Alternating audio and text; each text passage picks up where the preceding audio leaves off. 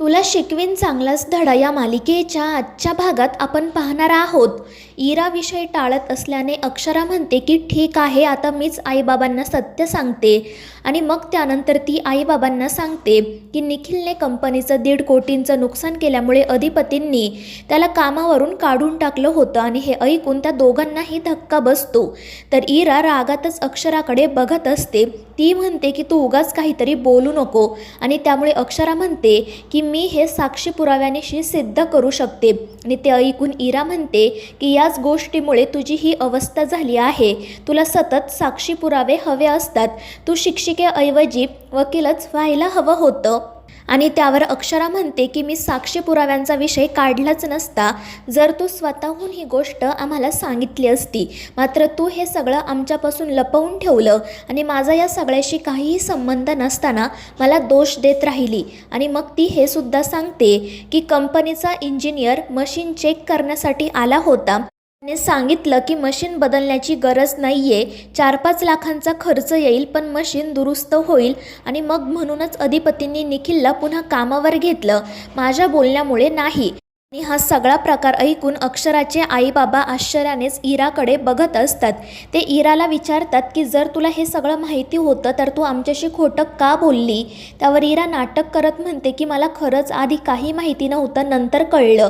त्यावर अक्षरा म्हणते अगं नंतर कळलं तर मग सांगायचं ना, तू प्रत्येक वेळी मला दोष कसा काय देऊ शकते.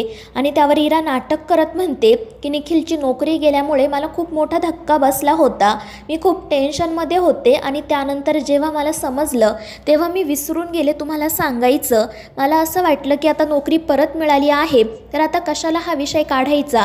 मात्र तू आज पुन्हा हा विषय काढला, मला त्रास व्हावा म्हणूनच ना. आणि इराचं हे वागणं बघून अक्षराचे आईबाबा अजूनच चिडतात. बाबा इराला म्हणतात की इरा या सगळ्यामध्ये चूक तुझी आहे. तुला जर हे माहिती होतं तर तू आम्हाला सांगायला हवं होतं. आम्ही उगाच बिचाऱ्या अक्षराला बोललो, तिची काही चूक नसताना तिला दोष दिला. तर आईसुद्धा इराला सांगत असते की आपण घरात इनमिन 4 माणसं आहोत, आपल्याला दुसरं कोण आहे. आपापसात अशी लपवाछपवी केलेली मला अजिबात चालणार नाही.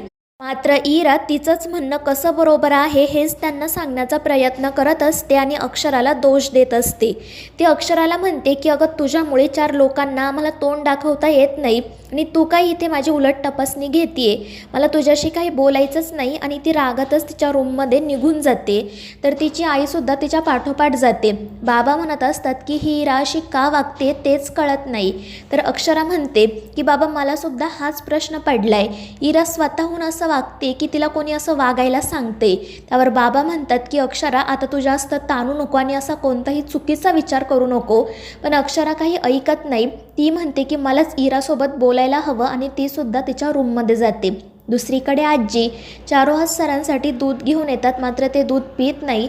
घडलेल्या प्रकारामुळे ते खूप नाराज झालेले असतात. आजी त्यांना समजवण्याचा प्रयत्न करत असते की आपण आपल्या बाजूने प्रयत्न केले ना, मग आता पुढे जे होईल ते होईल, तुम्ही जास्त विचार करू नका. मात्र चारोहास सर म्हणतात की आपण फक्त प्रयत्नच करू शकतो आई, दुसरं आपल्या हातात काहीच नाही आहे. मला असं वाटलं होतं की अक्षराचे आईबाबा घरी आल्यावर भुवनेश्वरीसोबत बोलतील, भुवनेश्वरी त्यांचं ऐकेल, काहीतरी निर्णय घेईल. मात्र तिने त्यांचं बोलणंसुद्धा नीट ऐकून घेतलं नाही. त्यांच्या तोंडावर ती निघून गेली. आणि त्यावर आजी म्हणतात की मी जेवढी भुवीला ओळखते ना त्यावरून एक गोष्ट सांगते की अक्षराच्या आईबाबांच्या इथे येण्यामुळे तिच्यावर परिणाम झाला आहे. आणि ते ऐकून चारुहास सर खुश होतात. ते म्हणतात की तुम्ही खरंच तिला खूप ओळखता, त्यामुळे तुम्ही म्हणताय ती गोष्ट खरी असेल, पण तिच्यावर नेमका काय परिणाम झाला आहे हे आपल्याला कळायला हवं. आणि त्यावर आजी म्हणतात की ते सांगणं जरा कठीण आहे, तिच्या मनात नेमकं काय सुरू आहे हे ती देवालाही कळू द्यायची नाही. आणि ते ऐकून चारुहास सर काळजीत पडतात. त्यानंतर दुसऱ्या दिवशी सकाळी अधिपती देवीचं दर्शन घेऊन शाळेत जाण्यासाठी निघालेले असतात. त्याच वेळी भुवनेश्वरी तिथे येते. ती अधिपतींना विचारत असते की सध्या काय चाललंय तुमचं. सकाळी लवकरच घरातून बाहेर पडत असता, कोणाला काही सांगत नाही, वेगळा काही उद्योग सुरू केलाय की काय. आणि त्यावर अधिपती म्हणतात की नाही आईसाहेब, असं काही नाही, आम्ही तुमच्यापासून लपवून कशाला काय करू, पण फॅक्टरीमध्ये जरा काम असतं म्हणून आम्हाला लवकर जावं लागतं. त्यावर भुवनेश्वरी विचारते, पण खरं सांगताय ना, आमच्यापासून काही लपवत तर नाही ना? आणि त्यावर अधिपती म्हणतो की नाही आईसाहेब, आम्ही जे काही करतोय ते तुम्हाला वेळ आल्यावर नक्कीच सांगू. आणि त्यावर भुवनेश्वरी म्हणते ठीक आहे, पण आम्हाला दुसरीकडून काही कळण्याआधी तुमच्याकडून कळायला हवं. आणि त्यावर अधिपती म्हणतो ठीक आहे, वेळ आल्यावर आम्ही स्वतःच तुम्हाला सगळं काही सांगतो. आणि मग तो तेथून जाण्यासाठी निघतो. पण भुवनेश्वरी त्याला थांबवत म्हणते की आज दूध संघाची मीटिंग आहे, तुम्ही आमच्यासोबत असायला हवं, त्यामुळे आज फॅक्टरीत जाऊ नका. आणि ते ऐकून अधिपती नाराज होतो. दुसरीकडे अक्षरा शाळेत जाते आणि जेव्हा ती मुलांची प्रेझेंटी घ्यायला सुरुवात करते तेव्हा तिला समजतं की आज अधिपती अब्सेंट आहेत आणि त्यामुळे ती नाराज होते. त्यानंतर मग ती मुलांना धडा शिकवायला सुरुवात करते, पण मुलं तिला सांगतात की मॅडम, आपण हा धडा कालच शिकलो आहोत. त्यावर अक्षरा म्हणते ठीक आहे, मग आपण अभंग शिकूयात. तर मुलं सांगतात की जेव्हा थोरल्या सरकारांची एंट्री झाली होती तेव्हाच आपण हा अभंगसुद्धा शिकलोय. आणि त्यामुळे अक्षराला कळत नाही की आता मुलांना काय शिकवावं, कारण तिचं मन त्या वर्गामध्ये रमत नसतं. तिला सतत अधिपतीचीच आठवण येत असते. दुसरीकडे घरामध्येच भुवनेश्वरीची मीटिंग सुरू असते. अधिपतीसुद्धा त्या ठिकाणीच असतो, पण त्याचं त्या मीटिंगमध्ये अजिबात लक्ष नसतं. त्याला शाळेची आणि मास्तरीणबाईंची ओढ लागलेली असते. तर त्या मीटिंगमध्ये भुवनेश्वरी एका गावातील लोकांना सांगत असते की तुमच्या गावातून 450 लिटर दूध कलेक्ट होतं आणि ते सगळं दूध तुम्ही रावसाहेबांच्या दूध केंद्राला देता. आमचं असं म्हणणं नाही की सगळंच्या सगळं दूध तुम्ही आम्हाला द्या, पण निम्मं दूध आमच्याकडे यायलाच हवं. त्यावर ते लोक म्हणतात, पण मॅडम हे कसं शक्य आहे, आम्ही त्यांच्या मतदारसंघातून येतं आणि जर आम्ही निम्म दूध तुम्हाला द्यायला सुरुवात केली तर मग ते नाराज होतील आणि त्याचे सगळे परिणाम आम्हाला भोगावे लागतील. मात्र भुवनेश्वरी म्हणते की आम्ही बोलू त्यांच्याशी, पण ते लोक काही ऐकायला तयार होत नाही. ते भुवनेश्वरीला म्हणत असतात की मॅडम, तुम्ही इथे असता, पण तिकडे गावाला सगळं काही आम्हालाच निस्तरावं लागेल. मात्र भुवनेश्वरीसुद्धा काही ऐकत नाही. ती म्हणते की काही झालं तरी तुमच्या गावातील निम्म दूध आमच्या केंद्रालाच मिळायला हवं. आणि मग नाईलाजाने ते लोकसुद्धा हो म्हणतात. तर भुवनेश्वरी मध्ये मध्ये अधिपतीला देखील काहीतरी विचारत असते, मात्र अधिपतीचं तिच्या बोलण्याकडे अजिबात लक्ष नसतं. तर दुसरीकडे अक्षरा मुलांना घेऊन एका वेगळ्याच वर्गात जाते. मुलं तिला विचारत असतात की मॅडम, आपण इकडे का आलोय?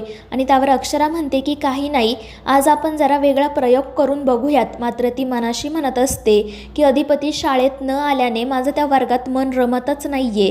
आज मी स्वतःशी आणि मुलांशी देखील खोटं बोलतेय, पण माझ्यामुळे मुलांचं नुकसान होता कामा नये. आणि मग ती मुलांना शिकवायला सुरुवात करते. तर दुसरीकडे भुवनेश्वरी त्या गावातील लोकांना सांगत असते, दूध कलेक्शन करण्यासाठी तुमच्या गावात आम्हाला एखादी जागा हवी आहे. आणि त्यावर ते लोक सांगतात की एक जागा आहे, पण त्या जागेचा मालक थोडा आडगा आहे, जर धाकटे मालक त्याच्याशी बोलले तर काम होईल. आणि त्यावर भुवनेश्वरी म्हणते ठीक आहे, अधिपती बोलतील त्याच्याशी. आणि त्यावर अधिपती म्हणतो ठीक आहे, आम्ही करू सगळी कामं. आणि मग त्यानंतर तो अक्षराच्या घरी जातो. तो घराच्या बाहेरच घुटमळत असताना अक्षराची आई त्या ठिकाणी येते.